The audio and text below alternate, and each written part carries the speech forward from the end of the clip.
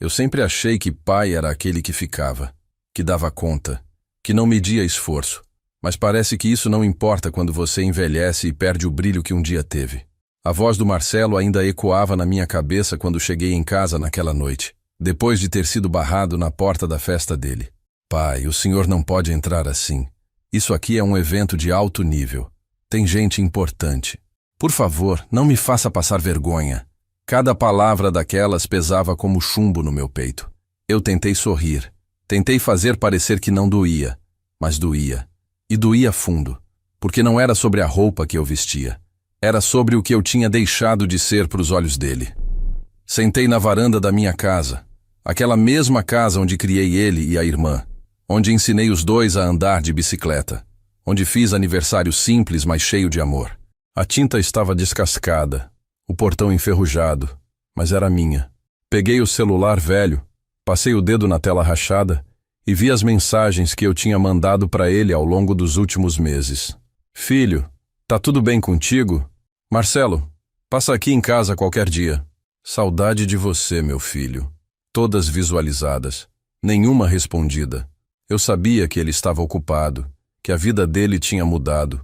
Mas será que ocupado demais para dar um oi para o próprio pai? Será que eu tinha me tornado tão insignificante assim? Antes de eu continuar contando isso tudo, queria agradecer de coração a esse canal por me dar esse espaço para falar. E você que está me ouvindo agora, se puder se inscrever no canal e comentar de que cidade você está, eu agradeço demais. Todo dia tem uma história nova aqui, e quem sabe a sua também possa ser contada um dia. Isso aqui me ajuda mais do que você imagina. Voltando. Naquela noite, depois de ter voltado para casa humilhado, eu não consegui dormir. Fiquei revirando na cama, pensando em tudo que eu tinha feito pelo Marcelo. Desde pequeno ele foi um menino inteligente, sempre tirava boas notas, sempre foi dedicado. Quando ele quis fazer faculdade, eu vendi a Kombi que eu usava para trabalhar. Aquela Kombi era meu ganha-pão. Eu carregava móveis, fazia fretes, entregava encomenda. Era ela que botava comida na mesa. Mas eu vendi. Vendi porque o sonho dele era maior que o meu conforto. Eu acreditei que valia a pena, que um dia ele ia olhar para trás e entender o tamanho do que eu tinha feito. Mas agora, deitado naquela cama, eu me perguntava, será que ele lembrava? Será que ele sabia que eu passei 2 anos pegando ônibus de madrugada para trabalhar como vigia noturno num depósito para pagar o curso de administração dele? Que eu almoçava marmita fria porque não tinha como esquentar? Que voltava para casa com o corpo doído, mas sempre com um sorriso, porque ver ele estudando me dava forças? Ele sabia disso? Ou tudo isso tinha sido apagado da memória dele, substituído pela vergonha de ter um pai que envelhecia e não combinava mais com o padrão que ele construiu? No dia seguinte, acordei cedo como sempre. Mesmo aposentado, eu não consigo ficar parado. Fui até a padaria do seu Gomes, como faço todo dia. Ele é um amigo antigo, conhece minha história toda. Quando entrei, ele já veio com aquele sorriso largo e o café quentinho. E aí, Josué? Como foi o aniversário do Marcelo? Eu travei. Não sabia o que dizer. Fiquei uns segundos em silêncio, mexendo no açúcar, até que falei baixinho. Não entrei, Gomes. Fui barrado na porta. Ele franziu a testa. Não entendeu. Como assim barrado? Você é o pai dele? Eu só balancei a cabeça. Disse que minha roupa não era adequada, que tinha gente importante lá. O Gomes ficou vermelho de raiva. Que absurdo é esse, Josué? Você que praticamente carregou aquele menino nas costas a vida toda. Eu agradeci a indignação dele, mas pedi para mudar de assunto. Não queria ficar remoendo aquilo. Mas por dentro, eu estava despedaçado.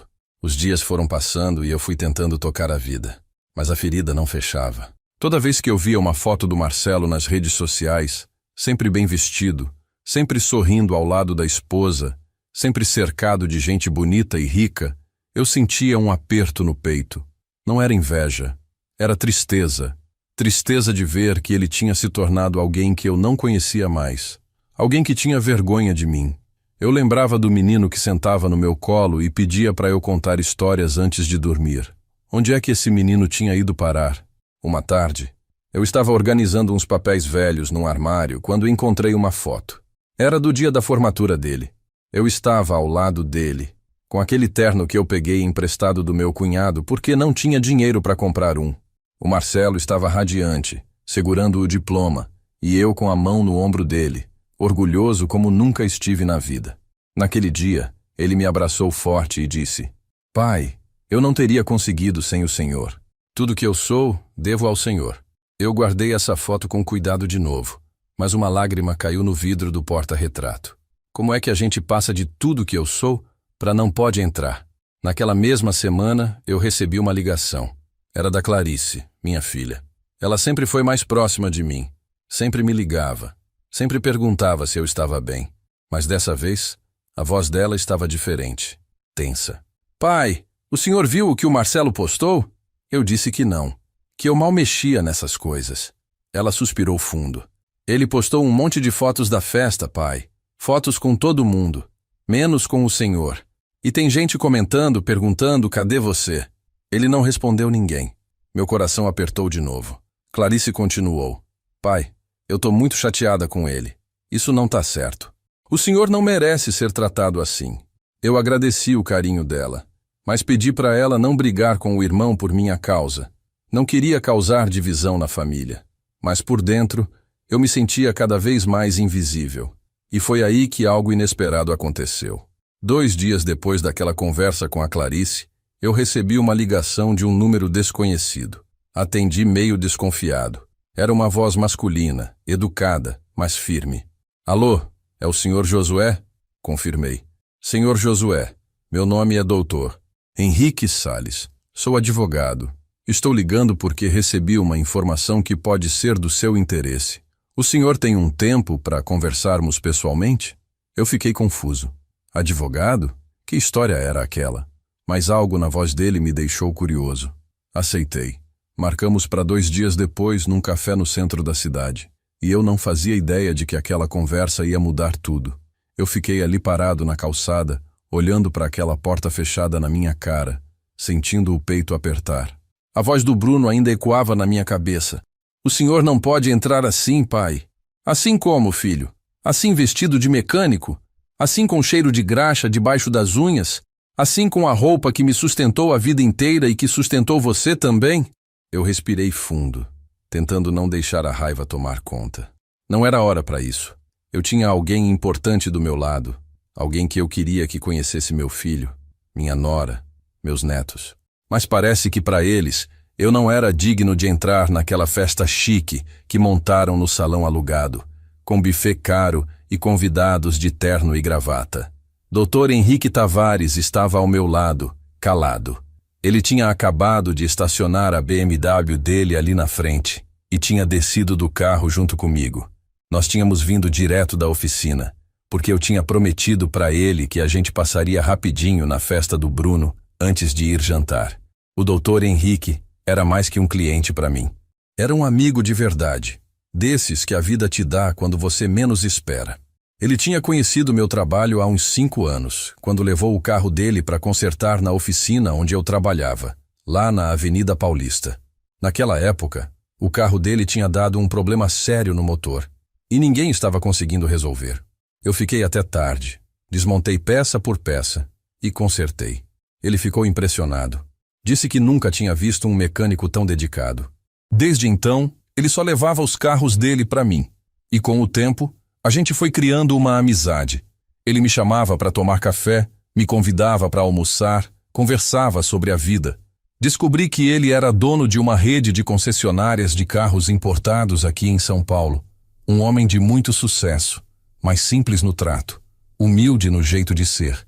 E ali estava ele, do meu lado, vendo meu próprio filho me barrar na porta da festa dele. Eu senti vergonha, muita vergonha. Não de mim, mas do Bruno. De ter criado um filho que achava que roupa e aparência valiam mais do que o coração de quem estava ali.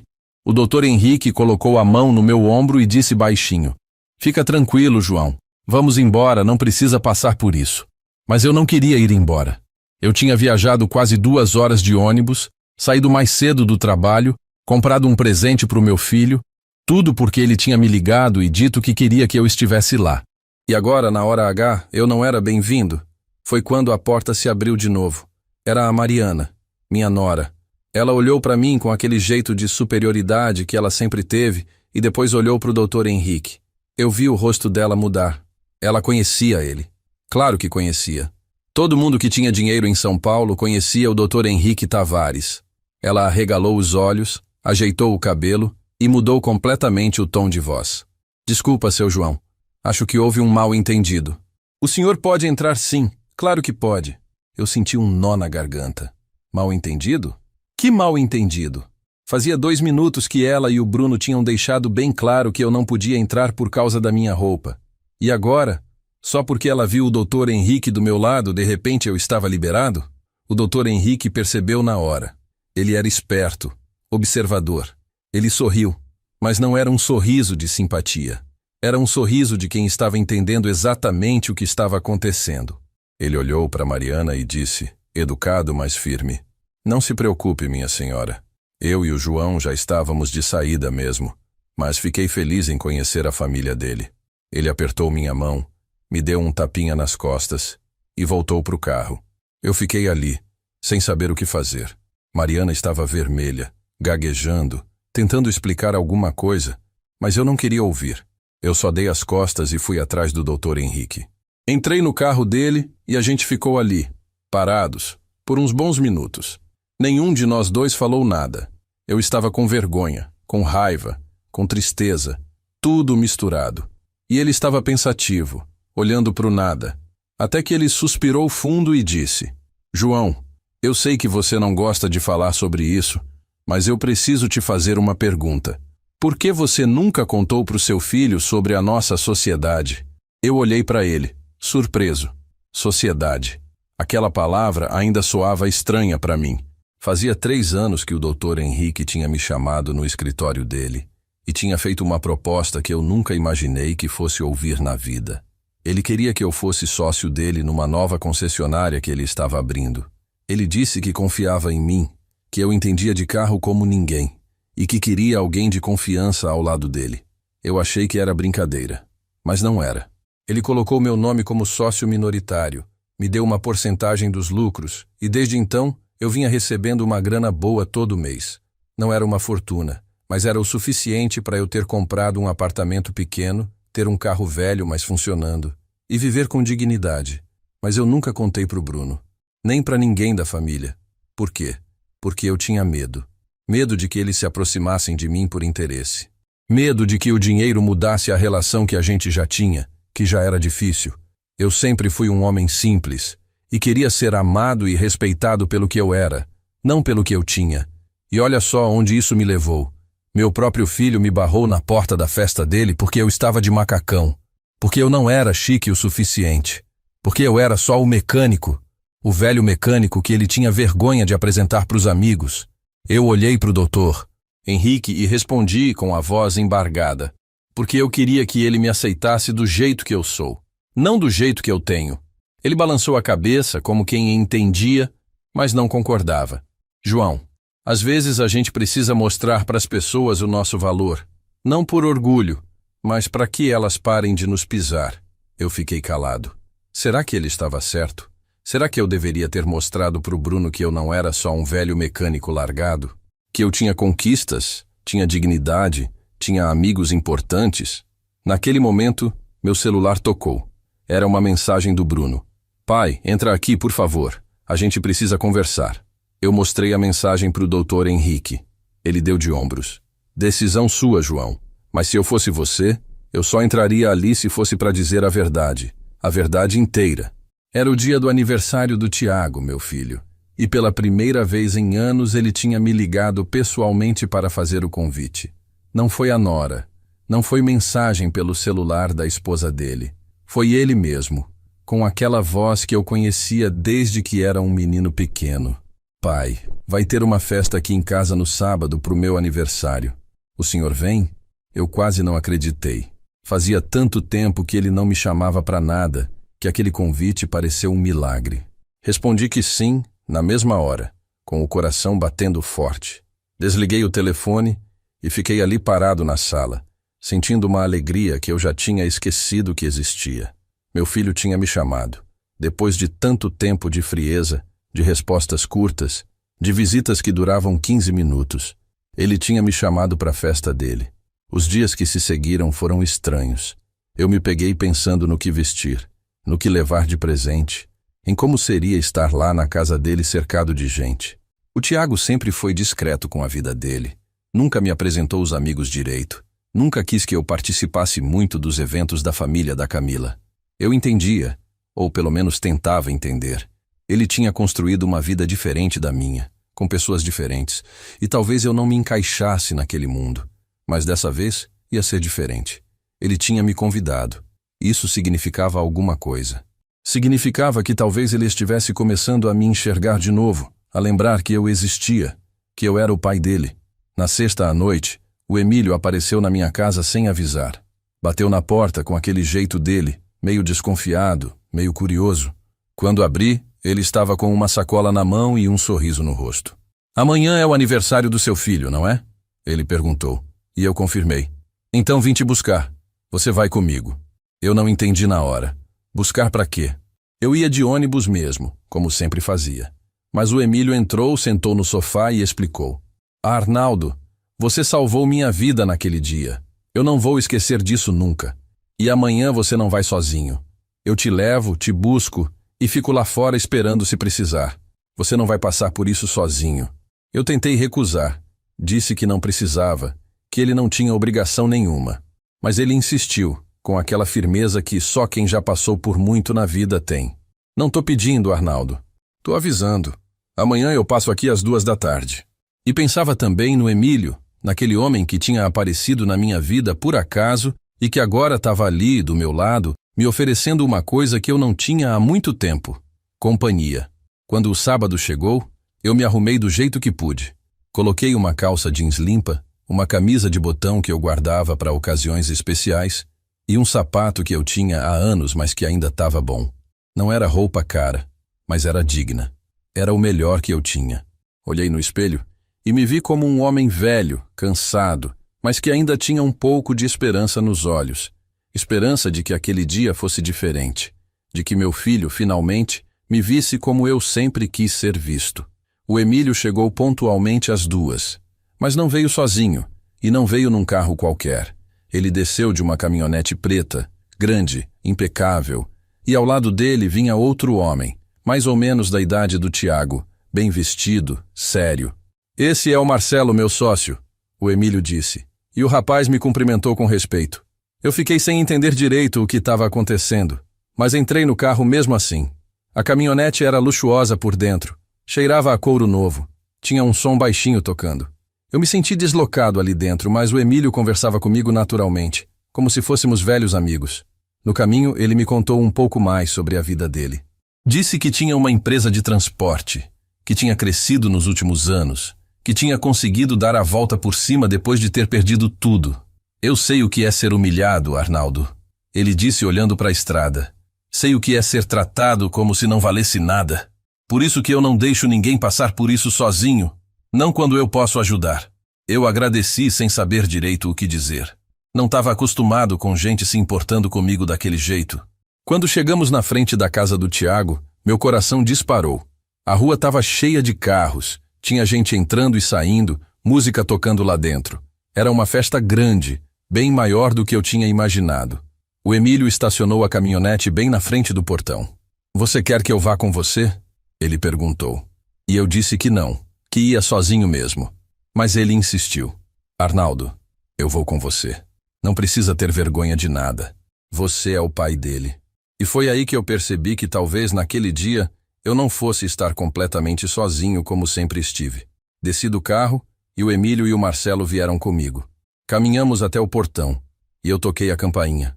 Meu coração estava batendo tão forte que eu sentia ele na garganta. A porta abriu e quem apareceu foi a Camila. Ela olhou para mim, depois para o Emílio e para o Marcelo, e a expressão dela mudou na hora. Não foi uma expressão de surpresa boa, foi de incômodo, de constrangimento. Ela olhou para minha roupa, para as minhas mãos, e depois de volta para o meu rosto. "Oi, seu Arnaldo", ela disse, mas o tom não era de boas-vindas. Era de quem já estava planejando como me tirar dali o mais rápido possível. "Oi, Camila, vim pro aniversário do Tiago", eu disse, tentando parecer tranquilo. Ela ficou parada na porta, bloqueando a entrada, e eu vi claramente que ela não ia me deixar passar. "É que A festa tá bem cheia, sabe?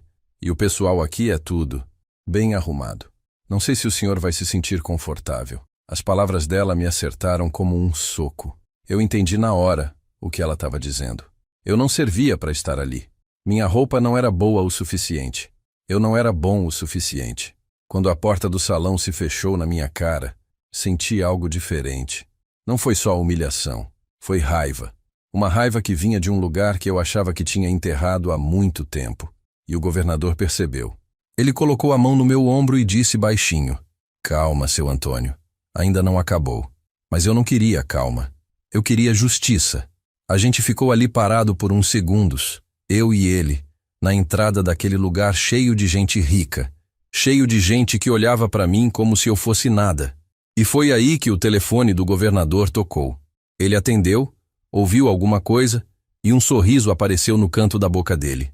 "Perfeito", ele disse. "Estamos aqui." Desligou e olhou para mim. "Seu Antônio, o senhor confia em mim?" Eu não sabia o que responder, mas alguma coisa naquele homem me fazia acreditar que ele não tinha vindo até ali só para assistir eu ser humilhado de novo. Uns 3 minutos depois, começou um movimento estranho na entrada do salão. Carros pretos começaram a chegar. Muitos carros. E gente de terno descendo, gente com aquela postura de quem manda, de quem tem poder. Eu não entendia nada. O governador me olhou e disse: "Eu trouxe algumas pessoas comigo. Pessoas que queriam muito te conhecer." E aí ele me explicou. Naquela semana, tinha acontecido uma reunião estadual sobre educação. E o governador tinha contado a minha história. A história do professor que tinha alfabetizado meio sertão do Ceará, que tinha ensinado de graça, que tinha mudado vidas, e todo mundo tinha ficado impressionado. Tanto que alguns secretários, deputados e até um senador tinham pedido para conhecer o tal professor Antônio. Eu fiquei sem chão. Aquilo não podia ser real, mas era. E quando aquelas pessoas começaram a entrar no salão, tudo mudou. A música parou. As conversas pararam. Todo mundo olhou para a porta. E o governador entrou na frente, comigo do lado, e atrás de nós, aquela comitiva toda. O silêncio foi pesado. Eu vi o rosto do Marcelo. Ele estava pálido. A Vanessa também. E aquela secretária que tinha me barrado na entrada parecia que ia desmaiar. O governador não perdeu tempo. Ele foi direto até o centro do salão, pegou o microfone que estava em cima de uma mesa e falou alto, para todo mundo ouvir. "Boa noite a todos. Peço desculpas por interromper a festa, mas eu vim aqui hoje para fazer uma coisa muito importante. Vim homenagear um homem. Um homem que muita gente aqui dentro deveria conhecer, mas que infelizmente foi barrado na porta da própria festa do filho." O burburinho começou. As pessoas começaram a se olhar, sem entender. O governador continuou.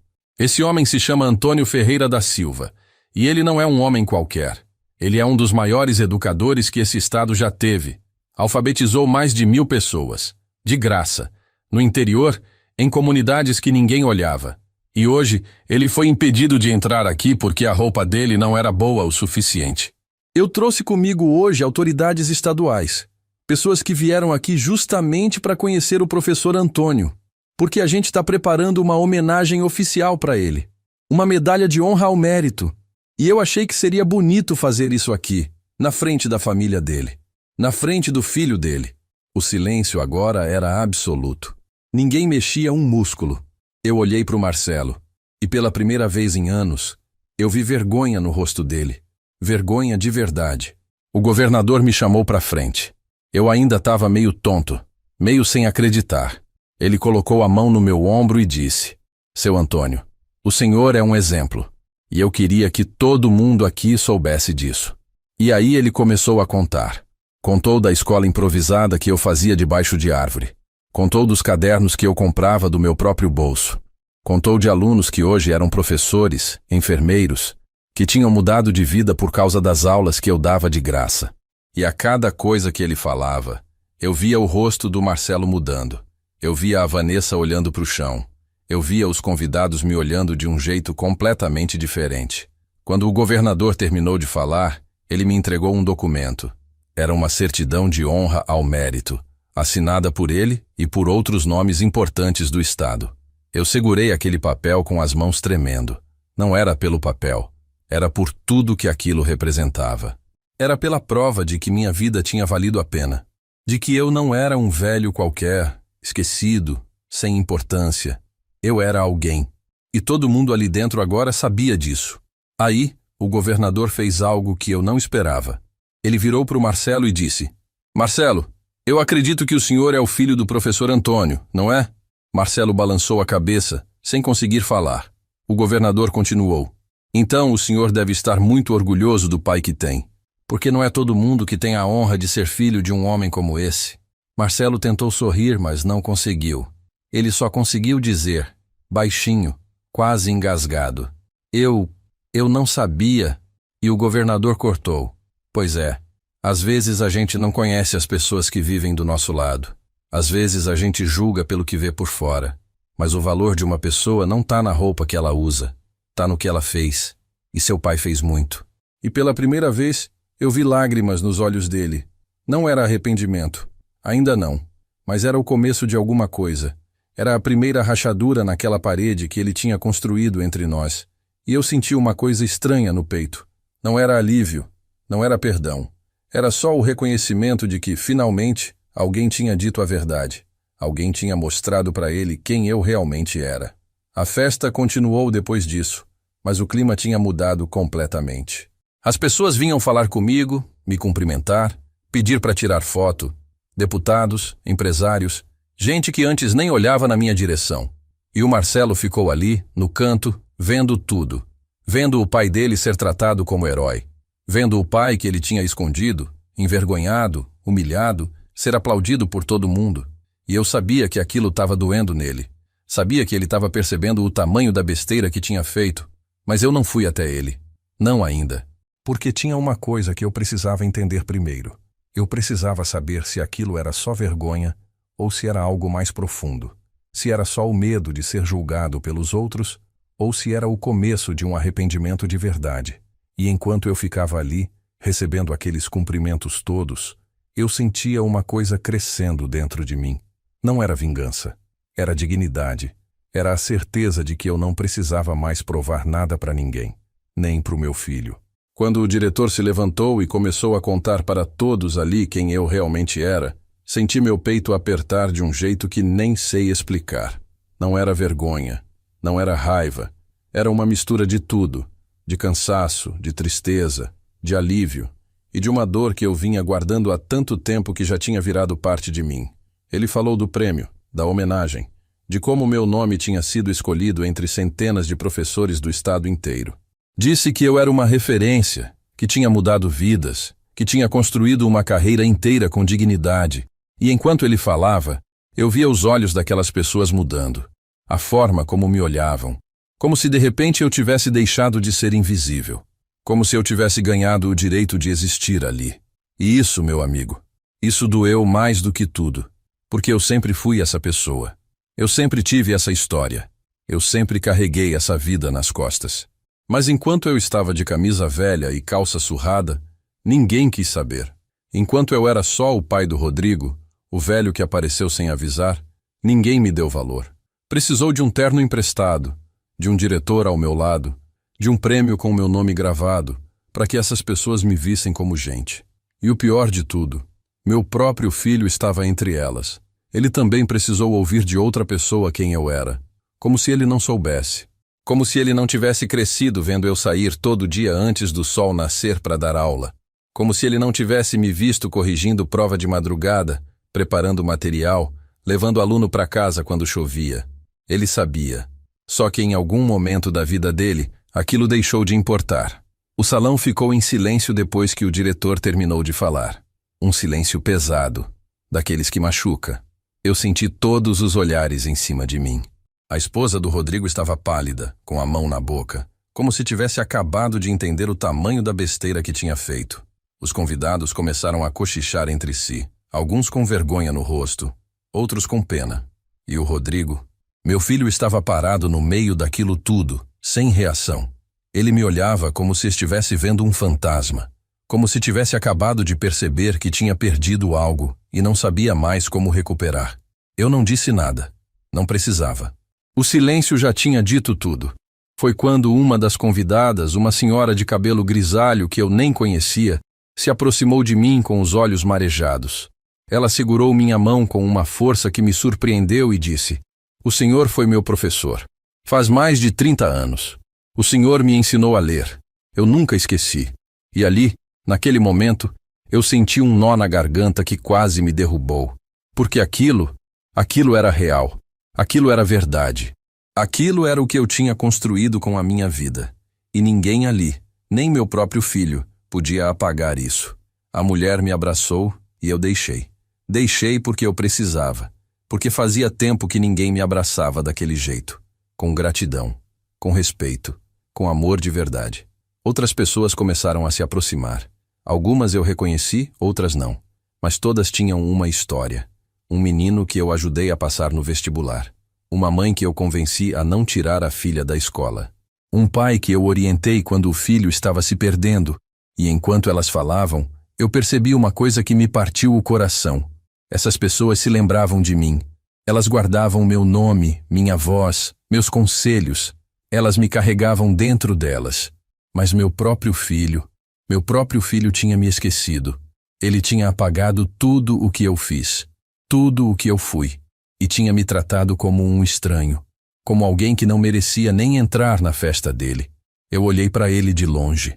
Ele continuava parado, meio perdido, sem saber o que fazer. A esposa dele tinha saído de perto, provavelmente com vergonha de encarar a situação. E eu pensei: e agora, Rodrigo? Agora que todo mundo sabe quem eu sou, você vai fingir que se importa? Vai vir aqui me abraçar na frente de todo mundo, só para salvar sua imagem? Só para não parecer o filho ingrato que você se tornou? Porque eu conhecia meu filho. Eu sabia como ele pensava. Ele sempre se preocupou com o que os outros iam achar.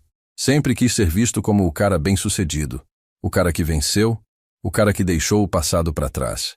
E eu, sem querer, tinha me tornado parte desse passado que ele queria esquecer. O diretor colocou a mão no meu ombro e perguntou se eu estava bem. Eu assenti, mas a verdade é que eu não sabia. Eu não sabia se estava bem, se estava triste, se estava aliviado. Eu só sabia que estava cansado. Cansado de carregar aquilo tudo sozinho. Cansado de ser invisível. Cansado de ter que provar meu valor para pessoas que deveriam me amar pelo simples fato de eu existir. Ele me ofereceu uma cadeira. E eu sentei. Algumas pessoas ainda vieram conversar comigo, me cumprimentar, tirar foto. E eu fui educado, como sempre fui. Mas por dentro, eu só queria ir embora. Só queria sair dali e nunca mais voltar. Foi quando o Rodrigo finalmente se aproximou. Ele veio devagar, com o rosto tenso, como se cada passo doesse. Ele parou na minha frente e ficou ali, parado, sem saber o que dizer. Eu esperei. Esperei porque eu queria ver o que ele ia fazer. Se ele ia pedir desculpa. Se ele ia tentar se justificar. Se ele ia fingir que nada daquilo tinha acontecido. E sabe o que ele fez? Ele abaixou a cabeça e disse com a voz tremendo: "Pai, eu não sabia." Eu respirei fundo. Senti a raiva subindo, mas segurei. Olhei bem nos olhos dele e respondi, com uma calma que nem eu sabia que tinha: "Você não sabia? Ou você não quis saber?" Ele ficou mudo. Não conseguiu responder, porque ele sabia que eu estava certo. Ele sabia que tinha virado as costas para mim, que tinha me deixado de lado, que tinha escolhido a vida dele, a família dele, o mundo dele, e tinha me deixado do lado de fora. Eu me levantei devagar, senti o peso dos meus anos, mas também senti algo novo, uma força que eu não sabia que ainda tinha. Olhei para o Rodrigo e disse: "Eu vim aqui porque você é meu filho, porque eu te amo. Mas eu não vou ficar onde não sou bem-vindo. Não preciso de reconhecimento, não preciso de festa.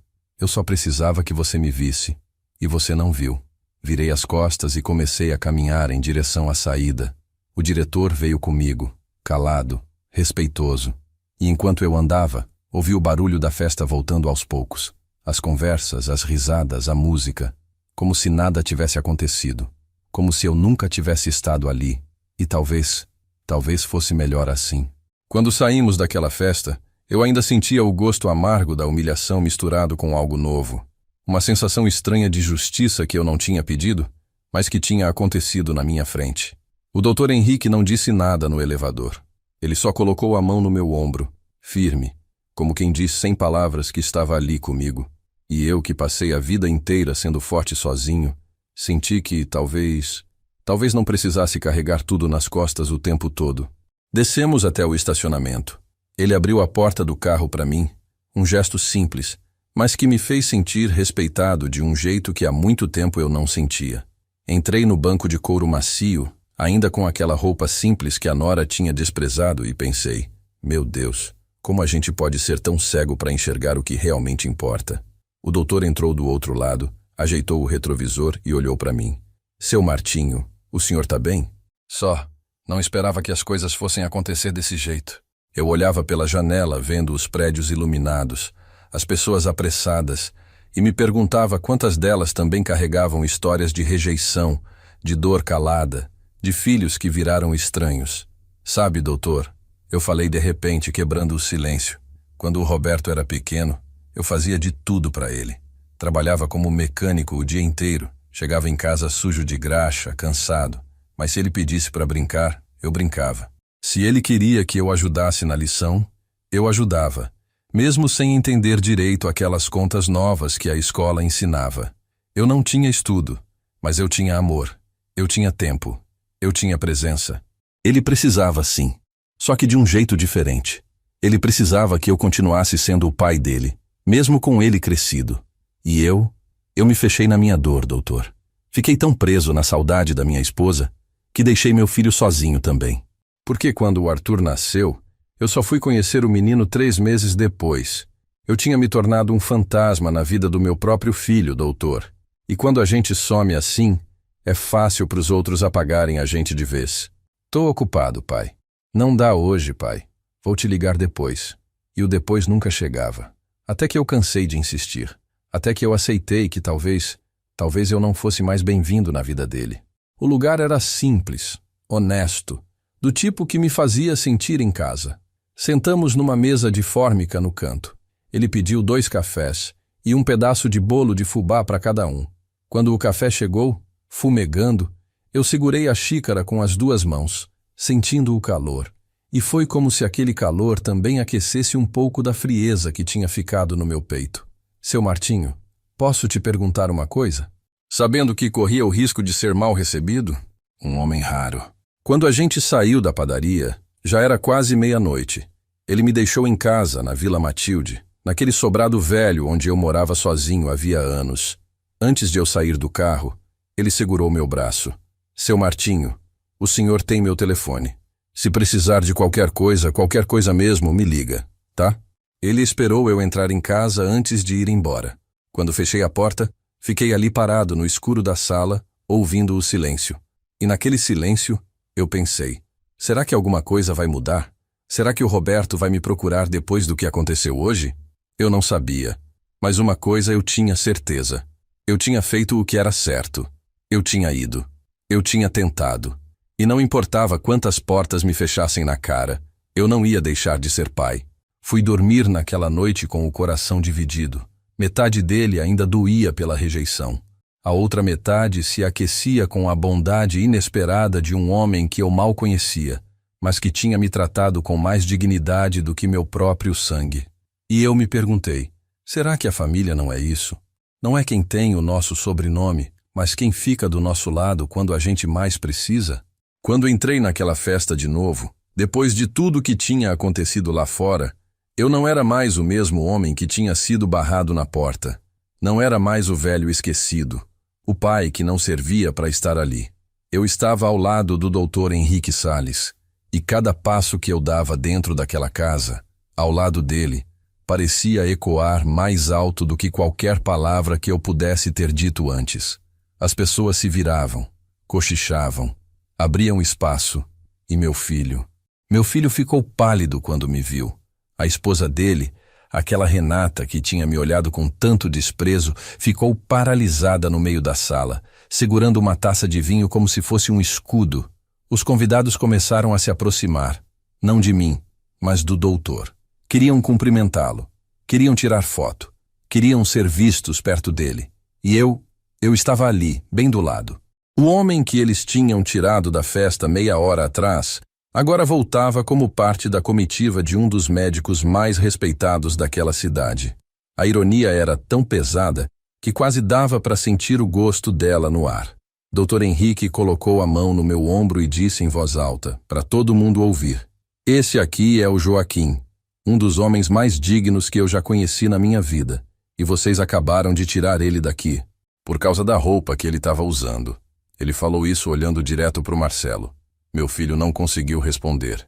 Abriu a boca, mas não saiu nada. A sala inteira ficou em silêncio. Até a música pareceu baixar de volume. Renata deu um passo à frente, tentando salvar a situação, com aquele sorriso forçado que ela sempre usava quando queria parecer educada. "Doutor Salles, que honra tê-lo aqui. Eu não sabia que o senhor conhecia o pai do Marcelo."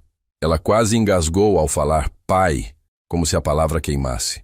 O doutor olhou para ela com uma expressão que não era de raiva, mas de decepção. Aquele tipo de olhar que dói mais do que qualquer grito. "Eu não só conheço, como devo muito a ele. E vocês o trataram como lixo." Ele não levantou a voz. Não precisou. Cada palavra caiu como uma pedra. Marcelo finalmente conseguiu falar. "Pai, eu não sabia que você vinha com o doutor. Se eu soubesse, eu o interrompi. Não com raiva, mas com firmeza. Se você soubesse, o que, Marcelo? Você teria me deixado entrar? Teria fingido que me respeita? Porque era isso que você ia fazer, né? Fingir. Na frente dele, na frente dessa gente toda, você ia fingir que eu sou alguém. Mas lá no fundo, você ainda acha que eu não sirvo para estar aqui." Minha voz não tremeu. Minhas mãos não suaram. Eu estava cansado de ter medo de falar a verdade. Ele desviou o olhar. Não conseguiu me encarar. E sabe o que isso me disse? Que eu estava certo. Dr. Henrique continuou falando, agora olhando para todos os convidados. "Vocês sabem o que esse homem fez por mim? Ele me salvou, literalmente. Eu estava tendo um infarto dentro de um ônibus. Todo mundo olhando, todo mundo com medo. Ninguém sabia o que fazer. E ele, sem hesitar, me ajudou. Me manteve vivo até a ambulância chegar. E sabe por que ele sabia o que fazer? Porque ele passou anos cuidando da esposa dele, que tinha o coração fraco. Ele aprendeu sozinho, lendo, estudando, porque não tinha dinheiro para contratar enfermeira. Esse homem aqui tem mais coragem e mais caráter do que muita gente nessa sala. Não queria que eles mudassem de opinião sobre mim só porque alguém importante tinha falado bem de mim. Eu queria que eles vissem que estavam errados desde o começo. Que o problema nunca foi eu. Foi a forma como eles me enxergavam." Renata tentou de novo. "Seu Joaquim, por favor, sente-se. Vou pedir para prepararem um prato para o senhor." Ela falava como se estivesse fazendo um favor. Como se agora, de repente, eu fosse digno de comer a comida deles. Eu olhei para ela e balancei a cabeça. "Não, obrigado. Eu não vim aqui para comer. Eu vim porque é aniversário do meu filho. Porque eu queria estar perto dele nesse dia. Mas vocês deixaram bem claro que eu não sou bem-vindo. E agora, só porque tem alguém importante do meu lado, vocês querem me tratar diferente? Não, eu não aceito isso." Pela vergonha que ele estava passando na frente daquelas pessoas, eu respirei fundo. "Resolver o quê, Marcelo? Você acha que isso se resolve com uma conversa? Com um pedido de desculpa que você nem sente de verdade? Você me tirou da sua vida aos poucos, filho. Parou de me ligar. Parou de me visitar. E quando eu apareci aqui, você deixou que me humilhassem. Você ficou lá dentro, sabendo que eu estava aqui fora, e não fez nada. Eu vi nos olhos dele algo que eu não via há anos. Medo. Não de mim, mas de perder algo. Talvez a imagem que ele construiu. Talvez o respeito dessas pessoas. Talvez, só talvez, ele tenha sentido um pouco do que eu senti todos esses anos." Dr. Henrique olhou para mim e disse baixinho: "Joaquim, o que você quer fazer? A gente pode ir embora, se você quiser." Eu pensei por um segundo. Pensei em todas as vezes que eu engoli meu orgulho. Todas as vezes que eu aceitei migalhas de atenção. Todas as vezes que eu deixei passar. Mas dessa vez, eu não ia deixar. Eu olhei para o Marcelo e disse: "Eu vou embora. Mas antes, eu quero que você saiba uma coisa. Eu te perdoo, filho. Eu te perdoo por tudo. Mas eu não vou mais ficar esperando que você me enxergue. Eu não vou mais implorar por um lugar na sua vida. Se um dia você quiser me procurar, de verdade, não por obrigação, não por aparência, mas porque você sente falta de mim, você sabe onde eu moro." E eu me virei. Saí daquela sala com a cabeça erguida, com o doutor ao meu lado, e pela primeira vez em muito tempo, eu me senti inteiro. Quando cheguei na rua, respirei fundo. O doutor colocou a mão no meu ombro de novo e disse: "Você é um homem de fibra, Joaquim. Poucos teriam essa dignidade." Eu sorri, meio triste, meio aliviado. Dignidade é tudo que me sobrou, doutor. E a gente saiu dali, deixando para trás uma festa que nunca foi minha, uma família que nunca me quis e um filho que talvez, só talvez, tenha aprendido algo naquela noite. Quando a polícia começou a bater na porta da casa do meu filho, eu ainda estava sentado no meio-fio, ao lado do Dr. Henrique. Ele segurava minha mão com firmeza, como quem segura alguém que está prestes a cair. Eu não precisava de apoio físico, mas emocionalmente naquele momento eu estava despedaçado. A humilhação tinha me esvaziado por dentro. E mesmo vendo os policiais entrarem naquela casa, mesmo sabendo que meu filho e minha nora iam ter que dar explicações, eu não sentia vitória nenhuma. Eu só sentia cansaço. Um cansaço profundo, daqueles que a gente carrega há anos e que finalmente pesa demais para segurar sozinho. O Dr. Henrique olhou para mim e disse baixinho: "Agora eles vão entender, João. Agora eles vão saber quem você é de verdade." Eu balancei a cabeça, mas não respondi. Porque, no fundo, eu não queria que eles me vissem como herói. Eu só queria que eles me vissem como pai, como avô, como gente. Mas a vida tinha outros planos. E naquele dia, ela resolveu jogar todas as cartas na mesa. Os policiais foram educados, mas firmes. Entraram na casa, interromperam a festa e pediram para falar com o responsável pelo evento. Meu filho apareceu na porta, vermelho de raiva, perguntando o que estava acontecendo.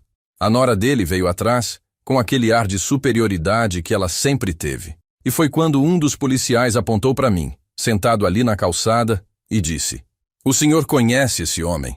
Meu filho olhou para mim com desprezo ainda estampado no rosto e respondeu: "Conheço. É meu pai." Mas ele não foi convidado. A polícia então perguntou: "O senhor sabe quem é o homem que está com ele?" Meu filho franziu a testa. A nora cruzou os braços. E eu vi o exato momento em que o Dr. Henrique se levantou, ajeitou o terno impecável que usava e caminhou até a porta daquela casa. Ele não precisou gritar, não precisou se impor. A presença dele já era suficiente. O Dr. Henrique era conhecido em Belo Horizonte inteiro. Médico renomado, filantropo, dono de uma das clínicas mais respeitadas da cidade. E quando ele subiu os degraus daquela casa e ficou de frente para o meu filho, o silêncio caiu como uma pedra. Ele olhou para o meu filho e disse, com uma calma assustadora: "Eu sou Henrique Tavares, e esse homem que vocês humilharam na porta da própria família é o homem que salvou a minha filha." E o Dr. Henrique continuou, com a voz firme mas carregada de emoção: "Há 15 anos, minha filha de 6 anos foi atropelada na porta da escola. Eu estava em cirurgia, minha esposa estava em pânico, e quando chegamos no hospital, achamos que era tarde demais. Mas não era, porque esse homem aqui, João Batista da Silva, motorista de ambulância há mais de 30 anos, foi quem a socorreu. Foi ele quem parou tudo o que estava fazendo, pegou minha filha nos braços, colocou dentro da ambulância e dirigiu como se a vida dele dependesse disso. E dependia, porque ele sabia que cada segundo importava. E por causa dele, minha filha está viva hoje, formada em medicina, trabalhando ao lado dele no mesmo hospital onde ele passou décadas salvando vidas." E continuou: "Eu tentei recompensá-lo, ofereci dinheiro, ofereci emprego melhor, ofereci tudo. E sabe o que ele me disse? Que não precisava de nada, que só tinha feito o trabalho dele, que qualquer pai faria o mesmo. E foi aí que eu entendi que esse homem é raro, que ele é do tipo que a gente não encontra mais por aí. E hoje, quando eu o vi sentado ali na calçada, sozinho, humilhado, impedido de entrar na festa do próprio filho, eu senti vergonha, vergonha de vocês. Vergonha de ver um homem como esse sendo tratado como lixo pela própria família. Mas o homem que tinha salvado a filha de um dos médicos mais importantes da cidade. O homem que tinha passado a vida inteira salvando outras vidas, sem pedir nada em troca. Um dos convidados, um senhor de terno cinza, se aproximou e disse emocionado: "Eu te conheço, João. Você me levou para o hospital quando eu tive o infarto há 5 anos. Você segurou minha mão o caminho todo me dizendo que ia dar certo. E deu, por sua causa." Outro convidado, uma mulher, também se aproximou. "Você socorreu minha mãe quando ela caiu em casa. Você foi tão gentil com ela, tão cuidadoso. Ela falava de você até o dia que morreu. Não tinha desculpa. Ele tinha vergonha do próprio pai, vergonha de mim. E agora todo mundo sabia disso. A nora tentou contornar a situação, com aquele sorriso falso que ela sempre usava, e disse: "Ah, foi um mal-entendido. Claro que o senhor João pode entrar." Mas o doutor Henrique levantou a mão, interrompendo ela, e disse: "Não, ele não vai entrar, porque ele não merece estar num lugar onde não é respeitado, onde não é amado, onde não é valorizado." E então ele se virou para mim, estendeu a mão e disse: "Vamos, João. Você vai jantar comigo e com minha família hoje, como deveria ser." Ele estava ali, parado, destruído, sem palavras. E eu disse com a voz firme: "Eu passei a vida inteira tentando te ensinar o que era certo. Te ensinei a respeitar os outros.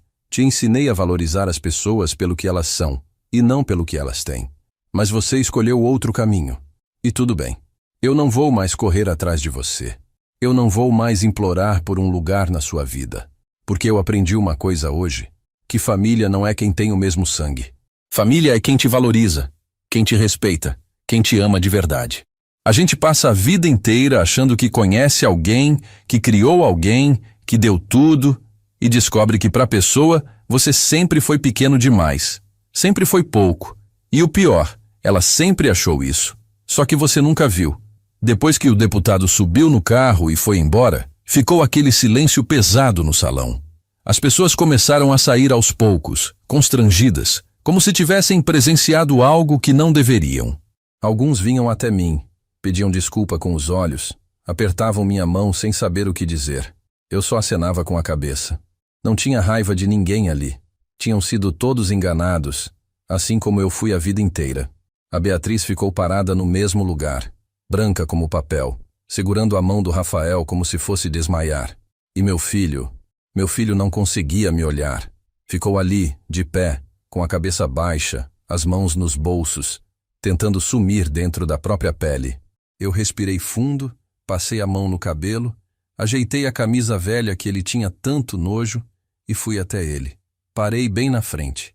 Ele levantou os olhos devagar e, juro, tinha medo naquele olhar. Medo de mim, do velho que ele sempre desprezou. Eu falei baixo, mas firme. Eu disse: "Tá vendo agora, Bruno?